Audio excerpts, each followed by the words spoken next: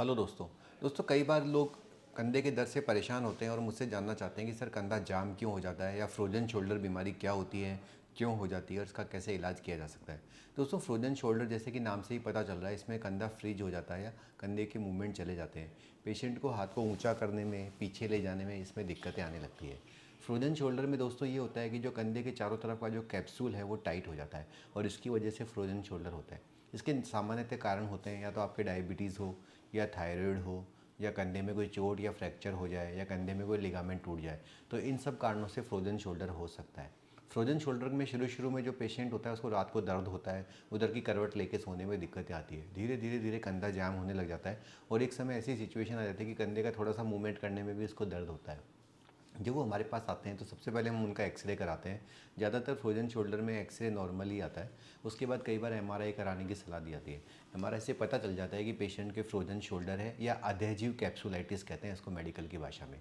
इसके बाद हम जबकि कारण जानना, क्योंकि फ्रोजन शोल्डर तो एक लक्षण है, इससे ये पता तो चल गया कि आपका कंधा जाम है, लेकिन इसके कारण क्या है इसकी तरफ हम जाते हैं। अगर आपकी डायबिटीज़ है तो हम आपको डायबिटीज़ को कंट्रोल करने की सलाह देते हैं। आपकी जो HbA1c उसको 6 से 7 के बीच में रखना चाहिए। HbA1c डायबिटीज़ का वो टेस्ट है जिसमें कि शुगर के 3 महीने की रिपोर्टिंग आती है। तो अगर आपके शुगर है तो आपको कंट्रोल रखनी पड़ेगी।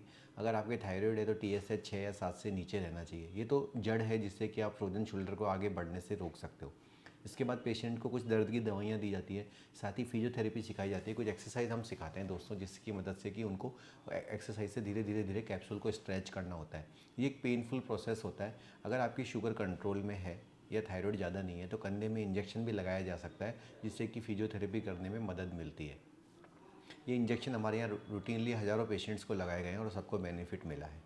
तो फ्रोजन शोल्डर में एक्सरसाइज, दवाई और इंजेक्शन के माध्यम से लाभ मिल जाता है। कभी कभी ऐसा भी होता है कि पेशेंट की थायराइड भी नहीं है, डायबिटीज़ भी नहीं है, लेकिन रोटेटर कफ टीयर है और इसकी वजह से कंधा जाम हो रहा है। तो दोस्तों रोटेटर कफ की जो सर्जरी है वो आर्थ्रोस्कोपी करा के आप इस प्रॉब्लम को भी सोल्यूशन कर सकते हैं। तो कुल मिला के ये जानकारी थी फ्रोजन शोल्डर के बारे में। अगर आपको भी आपका कंधा जाम लग रहा है और आपको समझ में नहीं आ रहा है कि ये कैसे सही होगा, तो आप नीचे लिखे गए नंबरों पर संपर्क कर लेना और मैं आपकी मदद करूँगा। धन्यवाद दोस्तों।